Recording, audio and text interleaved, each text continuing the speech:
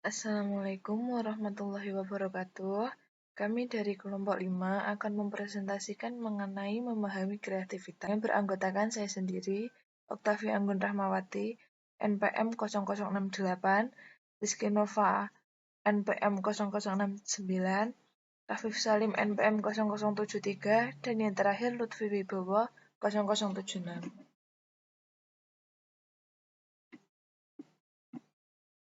Kreativitas. Kreativitas merupakan kemampuan untuk mengembangkan gagasan baru dan untuk menemukan cara-cara baru dalam melihat masalah dan peluang. Menurut Zimmerer dan Skolberg 2006. Aspek kreativitas Guilford dalam Sternberg 1999 mengemukakan beberapa faktor penting yang merupakan aspek dari kemampuan berpikir kreatif, yaitu 1. Kelancaran berpikir atau fluency of thinking, yaitu kemampuan untuk menghasilkan banyak ide yang keluar dari pemikiran secara cepat. Dalam kelancaran berpikir ini, perlu ditetapkan adalah kuantitas, bukan kualitas.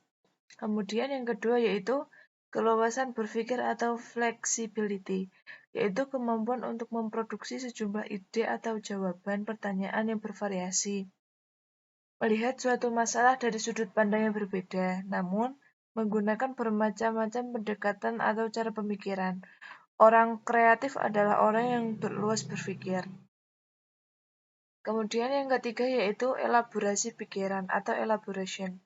Kemampuan mengembangkan gagasan dan menambahkan atau merinci detail-detail dari suatu objek gagasan atau situasi sehingga menjadi lebih menarik. Kemudian yang keempat yaitu keaslian berpikir atau originality. Kemampuan untuk mencetuskan gagasan unik atau kemampuan untuk mencetuskan gagasan asli. Kemudian akan dilanjutkan oleh teman saya. Yang selanjutnya yaitu syarat-syarat seseorang disebut kreatif menurut Roy 1963. Yang pertama, terbuka terhadap pengalaman. Yang kedua, ada pengamatan melihat cara biasa yang biasa dilakukan. Yang ketiga, keingintahuan. Yang keempat, menerima dan merekonsiliasi lawan yang tampak. Yang kelima, toleransi terhadap ambiguitas. Selanjutnya ada faktor yang mempengaruhi kreativitas, antara lain yaitu faktor dorongan untuk memenuhi potensi, faktor sarana yang harus disediakan untuk merangsang penelitian dan eksplorasi pada elemen yang penting. Yang terakhir ada faktor lingkungan, keluarga dan sekolah harus dapat mendorong kreativitas. Selanjutnya akan dijelaskan oleh Rafif Salim. Proses dan tahap kreativitas. Yang satu ada persiapan. Persiapan merupakan memformulasikan suatu masalah dan membuat usaha awal untuk memecahkannya. Yang kedua, inkubasi. Inkubasi di masa tidak ada usaha yang dilakukan secara langsung untuk memecahkan masalah dan perhatian dialihkan sejenak pada hal lainnya. Yang ketiga, iluminasi. Iluminasi memperoleh insight atau pemahaman yang mendalam di masalah tersebut.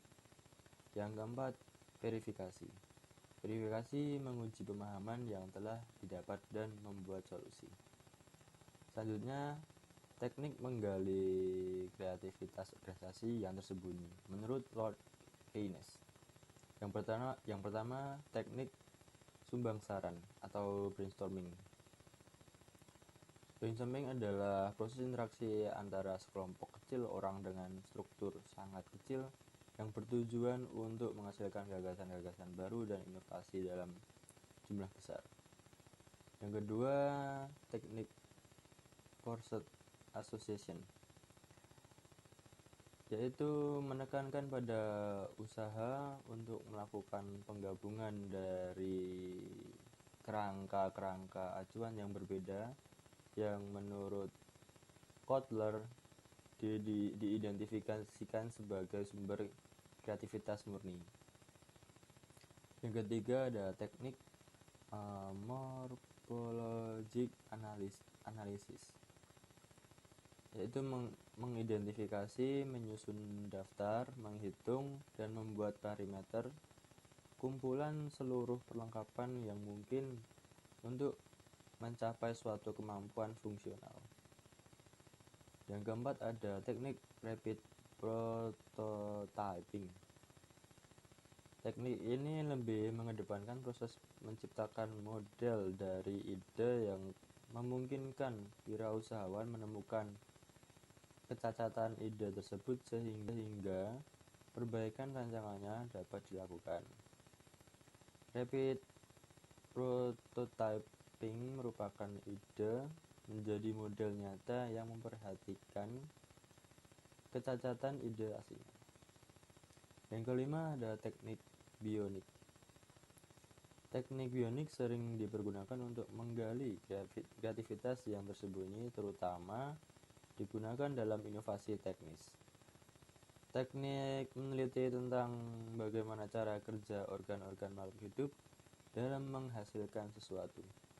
Kemudian menerapkan cara kerja tersebut dengan menggunakan peralatan untuk mendapatkan hasil yang sama. Dan yang terakhir, teknik mind mapping.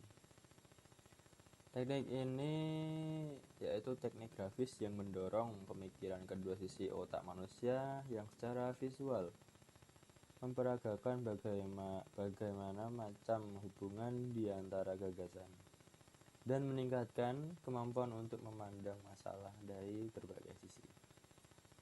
Selanjutnya akan dilanjutkan oleh teman saya. Yang selanjutnya yaitu hubungan dengan taksonomi Bloom. Berdasarkan definisinya, critical thinking, analytical thinking, dan creative thinking merupakan kemampuan berpikir tingkat tinggi.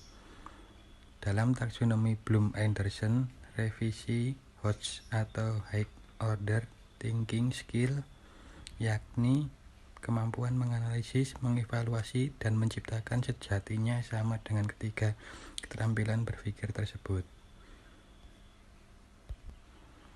Sekian presentasi dari kelompok kami, kurang lebihnya mohon maaf. Terima kasih.